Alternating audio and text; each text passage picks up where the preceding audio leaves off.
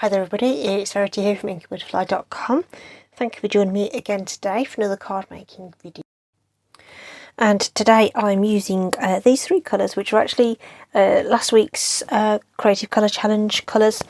I missed out on actually doing my video and blog and everything. There was stuff happened last week's, and I kind of had an idea of what I was going to do with these colours, but didn't really get a chance to actually film it and blog it and stuff. So I'm bringing it a week late, so I just thought I'd gone to the effort of creating something, so I thought I'd bring it to you late anyway. So the colours that we had to use were Blushing Bride, Crushed Curry and Pale Papaya. So this instantly was a very tricky combo for me to think about what I was going to make. So just messing about with the colours, I actually had a chance conversation with my daughter in which she went, "Oh, that looks like," and that was it. That was what gave me the rest of the inspiration to go with what I was going to go with. So what I was doing was blending and almost looking like whether we could make it into a bit of a sunset kind of thing. Anyway, the little piece of paper was there, and my daughter said, "Oh, it's like bricks, Mum." I'm like, "Oh, okay, right, cool." So that was it. That threw that out the window, and I ended up making this using the Bricks and Mortars 3D embossing folder. Okay. Now on the screen that looks very orange, but in real life there's quite a bit of pink. This looks quite pink, with that sort of, sort of a corally kind of red brick kind of look to it. All right, okay. And then there's a bit of splatter on the back, which I'll just show you how you do that. And then I've just sort of brought in the colours with the bees sort of stuck on the wall, really. I just wanted to use the bees. I thought they would look cute in this sort of layout, and I didn't bother putting a sentiment on it. I did put Crushed Curry as the card base on this. Okay, but like I say, that was how this card came about. All right, so I'm just going to show you really how I did the background. The rest of it is reasonably self-explanatory. We are going to switch to a white card base though, because I think the colour on the brick will pop more, and we've got the white outline on the bees from the die cutting, so I think it might look a little bit more connected if I use white card base. So that's what I've got: white card base, thick basic white for card bases. These are what I use. And then my layers, we're allowed to add black and white into our design. So just to help bring the design together, I did put the black mat on the back there. These layers are 1/2 inch smaller and narrower, shorter and narrower I should say.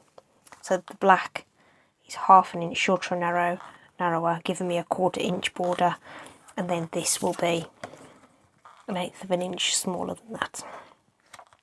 You make your layers and borders the size you want, but that's what we're working with today. So the first thing to do is to get this embossed. So the Bricks and Mortar embossing folder is a square embossing folder, and it's one of the thick ones. Okay, so you'll just have to put your paper in, or cardstock in the orientation that you want it. So the bricks sort of are built this way. So obviously, depending on what orientation your card is in, you'll just lay that inside wherever you fancy. Don't think it really particularly matters where on the folder.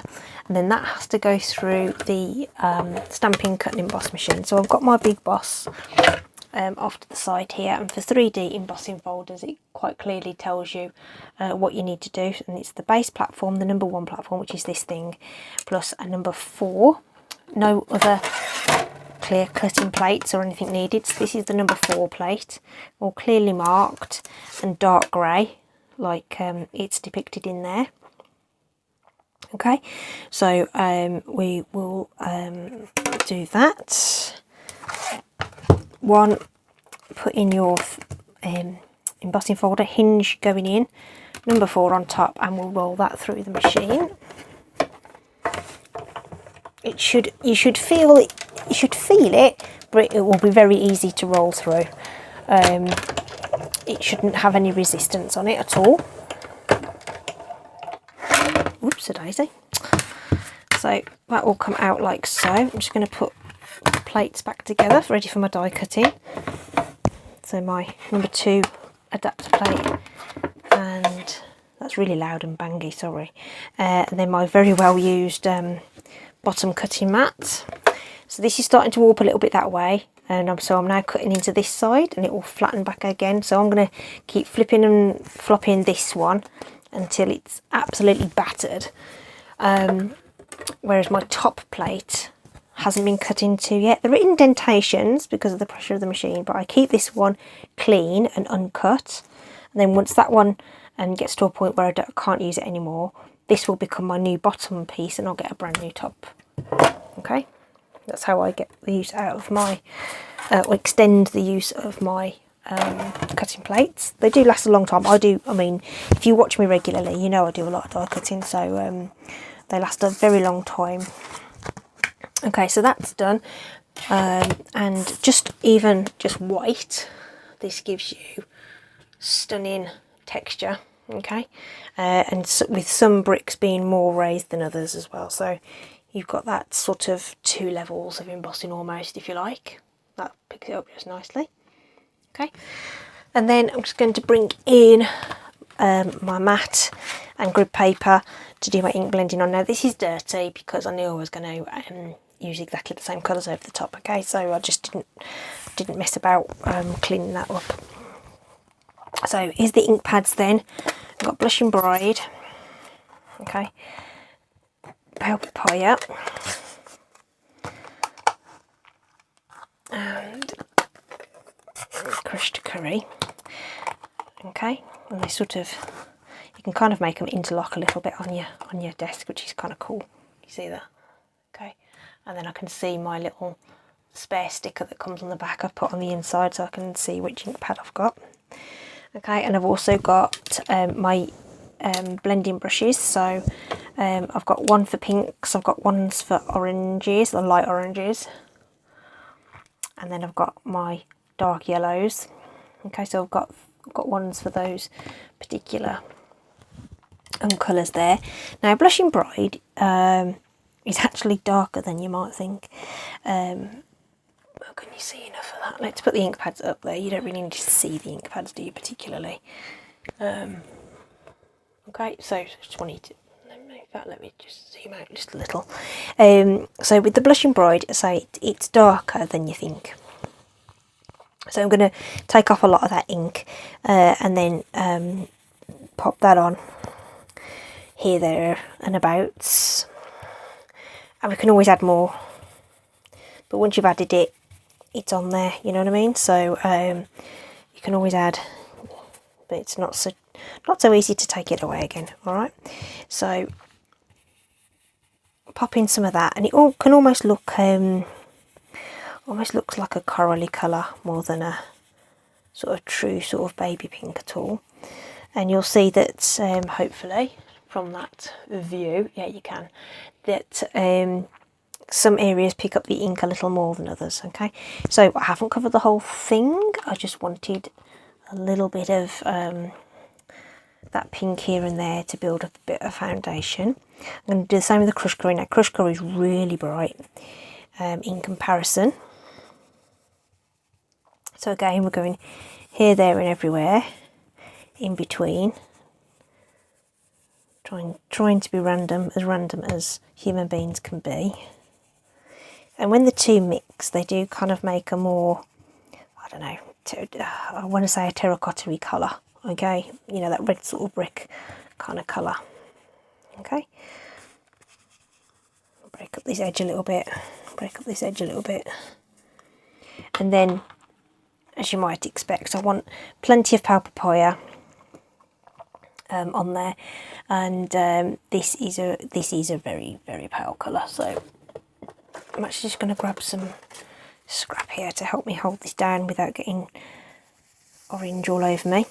So not really dabbing much off on this because I know it's so pale and I want it to be the predominant colour anyway. So this is going on pretty much as full strength as it gets. It's not a strong colour, like I say, but it does tone in with that pink and bright yellow quite nicely, sort of bridging those gaps between those two shades, if you like. Pop a bit more in there.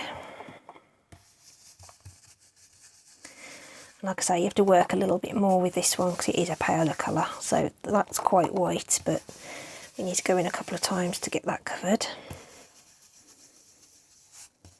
Okay, and when you're happy you've got it covered, I don't know whether there's a right or a wrong way. I don't know. I'm not sure it really matters if we're going to cover up a lot of it anyway. So hopefully you can see that we've got quite a mottled effect on here, and this is the point at which you can decide whether you want any more of this pink to come through. And go over some bits and help blend in some of that colour.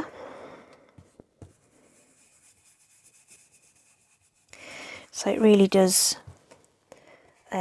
lend itself to a bit of customization, really, as to how deep you want that to go. Okay, and likewise, if you felt like you wanted to add more yellow, you could. Okay, so I think we'll leave it at that. You get the idea. Building up all those coloured layers. Okay, so we don't need the ink pads anymore, so we can pop those away. The newer ink pads have much, they open and close much easier than the original ink cases.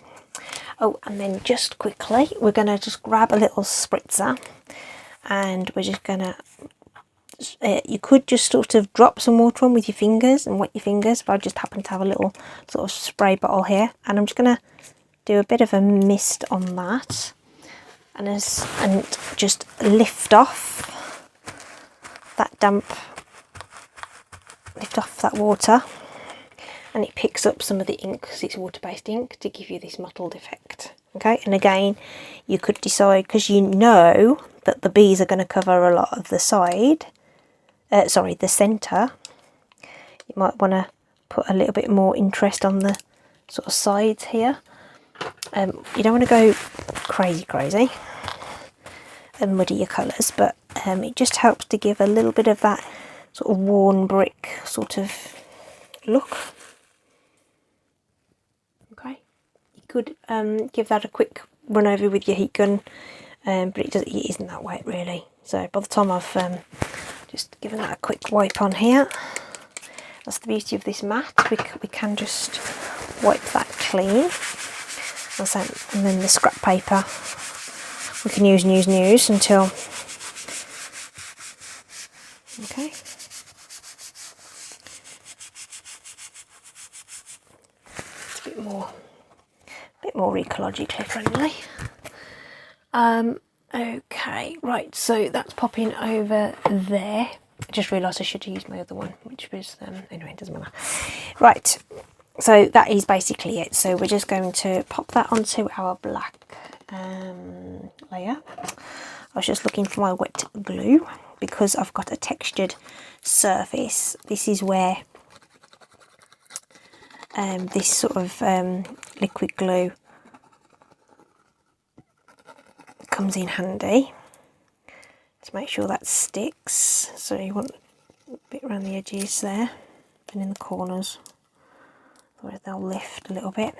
Okay, I'll say some people swear by this stuff and use it all the time. I'm like I say, it's not my most favourite thing in the world to use, but it has, oh, see, it's all going everywhere. See, granted, it gives you some wriggle room, and I'm using it to slide that into place and everything, but I don't know, it's just not my bag. It's just not my bag.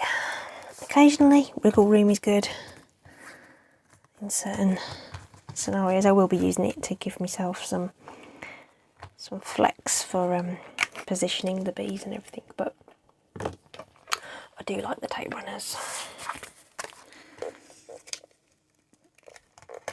And I try and sort of use it sparingly. You don't need a lot, so you don't need loads and loads of lines of tape. So rather than several lines, I've just put a couple of dabs in the middle there, so it's secured top and bottom, and then just stops any sort of bowing of the sides, just like that.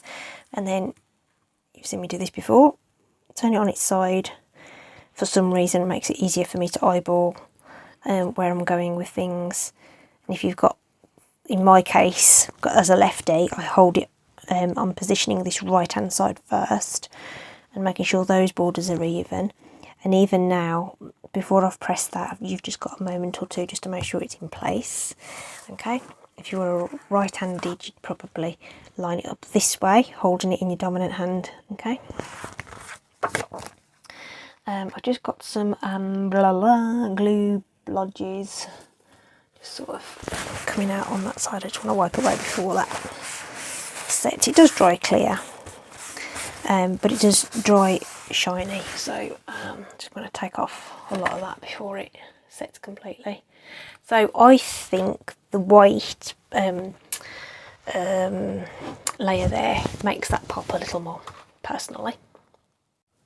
Right, so now that's done, we can just move on to our bees. So got the die here, and for that, just pop that out of the way. I'm actually going to use the Stamparatus tool, so I've already got the stamp lined up. Just going to pop my lovely coaster underneath there from the Kitty Cafe. We've got a Kitty Cafe in Birmingham, which is super cool. So you can go and have lunch and like an afternoon tea, and if you're not into cats, it's not going to be your kind of place. But basically, the cats can run around, and you know, and you see them running around the place. So, and they're all available for adoption. So it's a way to sort of meet the cats and have your afternoon tea and stuff. Don't worry, there's all these precautions to stop them eating the stuff, and they tell you not to feed them and stuff. So it was all very, very nice. So like I say, if you don't like cats, probably not the place for you. So anyway, we've got that mounted up there. Little piece of cardstock just to, you know, just grab a scrap that's going to fit. And we're just using Memento ink to do this. Now, the reason I'm using the Stamparatus is really so that I get 2 goes at stamping this. Just so that I get a good coverage, because I would like that body to be nice and black, right?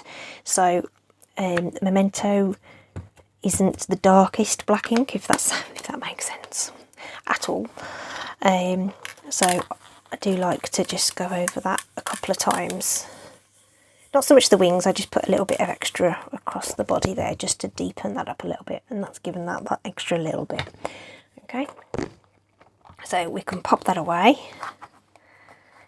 Because it was because it's a red rubber stamp, there's no mat in there, so that's where this deluxe mat comes in, you see. So if we were using, this is such, do you see how hard I was trying to get that? Can you hear it? You can literally lift it up, it's so strong, that magnet. So the deluxe mat actually fits in there. When you buy it, you get a thinner, well, not thinner necessarily, but it's a more flexible sort of mat. It's just plain black. The deluxe mat has this coating on it, which makes it wipe clean, and you still get this plenty of attraction from the magnet. I don't know what the word is, but you know, it's still very, very firm. Won't lift up the board, because obviously because that foam in the way, but it's still very, very secure. Okay, so that's the Stamparatus. Brilliant thing, I love it. Perfect for this kind of project. And then we can just oh, actually, before we die cut that, we're adding some colour. So I've actually grabbed Stampin' Up markers, which are our water-based markers, which basically contain the same ink as the ink pads. So I've got the petal pink one and the, did I say petal pink, it's not petal pink, it's blushing bride in it, yeah, blushing bride, and the crushed curry markers. I don't have it in pale papaya, but that's fine. We've already used the pale papaya, so we've met the brief. Could use the pale papaya Stampin' Blend though, if I wanted to introduce that colour. But I'm going to go with what we've got. Now on these ones, I've got the blushing bride on the flowers, and then I've put the crushed curry into the little heart in the centre of the flowers. So I kind of figured I would invert this a little bit just to make it look a little different. I'm just going to pop the pink on that heart instead. And it's a really pale colour, you can barely notice that in the centre of those flowers, but it's there. And then we're going to go over the petals here with a little bit of the crushed curry. I'm not even necessarily colouring them in completely, because we've got some white space going on as well. Oh, I know what the other thing is. I'm going to add some wing Castella as well. The other thing just to bear in mind is that you want to make sure that your image is nice and dry, as these are both water-based products, so you could end up with the black ink bleeding a little bit. So just go steady, don't go overboard with that. And wink, bit of wink. We'll just add some sparkle, and we don't need to be too super careful with it. We'll just bung it on. And I've already die cut another 2 and done all the colouring already, so we're not doing that 3 times, we're just doing it the once.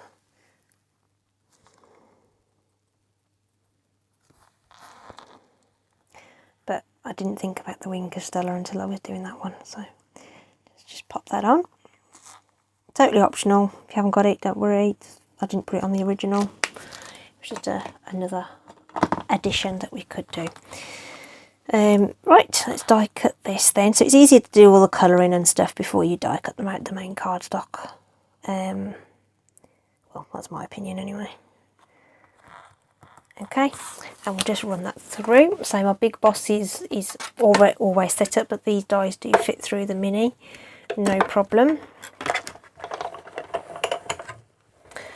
So my mini boss is great for travel. So she went with me for the little craft sheet thing that we had, which feels like yesterday and a million years ago all at the same time. A lot has happened since then, it feels. Okay, so these guys can just have a bit of shape put onto them as well, so their wings can be lifted up. So if you just sort of scrape your bone folder over the top, you can get some nice shape to those wings. So you can just do that. Pen, pencil, bone folder, whatever you like. Just do a little, just gives them a bit of movement. Okay. And then I think for these ones, the other ones are stuck on flat on their bodies. Let's do it. Let's raise these guys up.